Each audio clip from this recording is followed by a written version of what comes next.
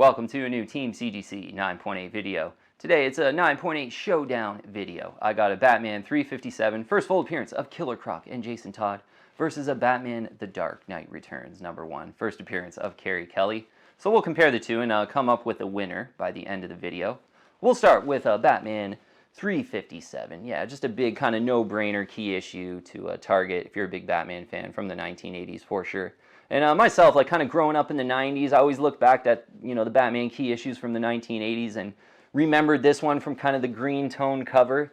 It is a bit of like a love it or hate it cover, to be honest. Like, you just wish maybe with the first appearances there was just like a awesome eye-appealing cover, like a Hulk 181 or something like that. But I actually, I do like the cover.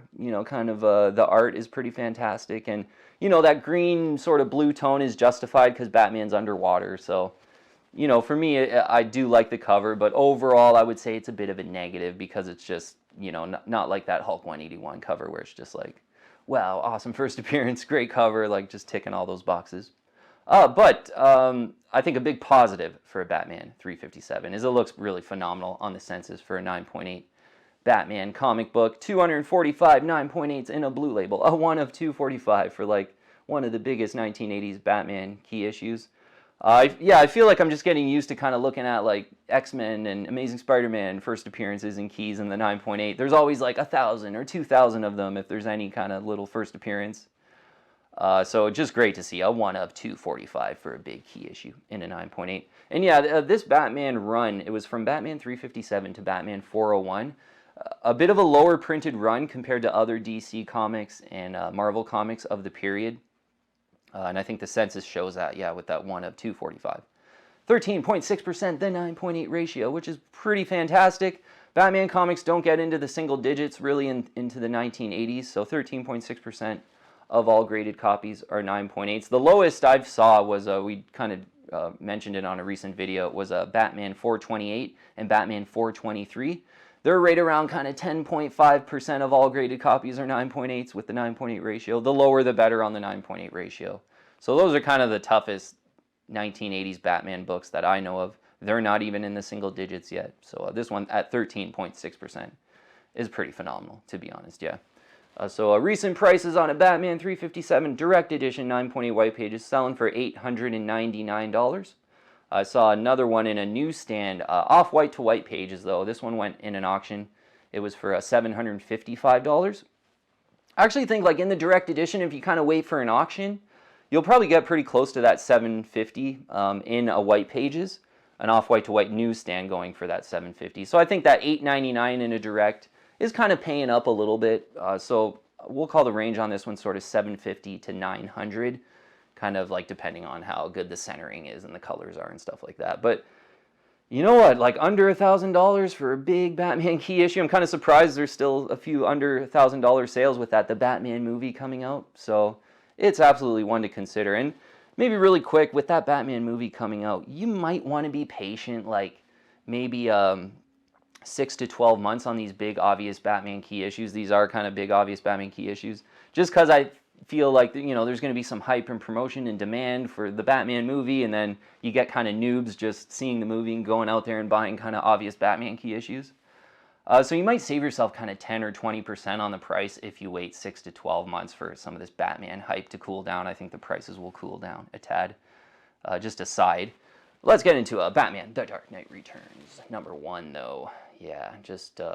phenomenal, kind of a Frank Miller. This is almost like the first appearance of the new modern Batman. Like Frank Miller just kind of bringing Batman into the modern age, I would say. A bit of an older Batman on this one, and he's like super badass, just doesn't care about anyone, nobody's feelings, and is just kind of focused on being a crime-fighting badass at this point.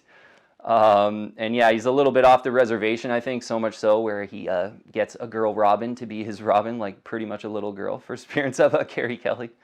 So just a really interesting and super popular Batman story from the 1980s as well. And very popular. Yeah, I was surprised on the census. There's 618 9.8s in a blue label. There's way more Dark Knight Returns #1s graded than Batman 357, which, yeah, that's surprising. And it just, yeah, goes to show you how big Batman The Dark Knight Returns is for Batman fans. A 1 of 618, 17.3% is the 9.8 ratio. So not as tough of a 9.8 as 357, 17.3% of all graded copies are 9.8s. Recent sales for Dark Knight Returns #1, 9.8 white pages, 1,501. I saw one sell for 1,495 or best offer. So that probably went, kind of 1,300 or so. So I think that's a solid range, 1,300 to 1,500. And you want to, since this is such a plain Jane kind of cover, you want to look for some of the inner well scuffing. The condition of the CGC case can make a pretty big difference on where this one will go price-wise. Mine, it's got a lot of inner well scuffing here, a lot of inner well scuffing here. This would probably go in that sort of 1,250, like lower end of the range. Whereas if you just get a one with a really primo CGC case that doesn't have any inner well scuffing or anything on that, that's going to go kind of 1,500, maybe a little bit over. Okay, so you know what? The Batman The Dark Knight Returns is just one of my favorite Batman stories of all time. But I have to say, like, objectively, I'm going to go with Batman 357 on this compare. Yeah, there's less of him in the 9.8. It's tougher in the 9.8.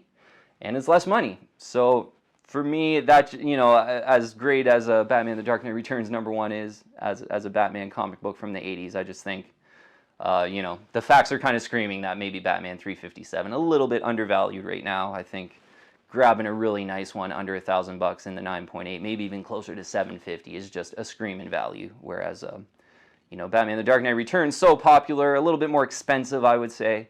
These are basically, as a Batman fan, you want both of these, absolutely. But if I had to choose one right now in a 9.8, it would be Batman 357. And yeah, just keep in mind there that, maybe you want to be patient on a few of these obvious Batman key issues. And you might save yourself 10 or 20% by being a little patient with the Batman movie coming out. Lots of Batman hype right now, which is unfortunately not the best environment to kind of get really good, solid deals on a lot of these 9.8s. I feel these might cool down a little bit in 6 to 12 months. We'll see what happens, though. All right, team, thanks so much for watching, though. I'll see you on the next one. If you're liking my content, please subscribe and hit that bell, and I'll keep you updated on future videos.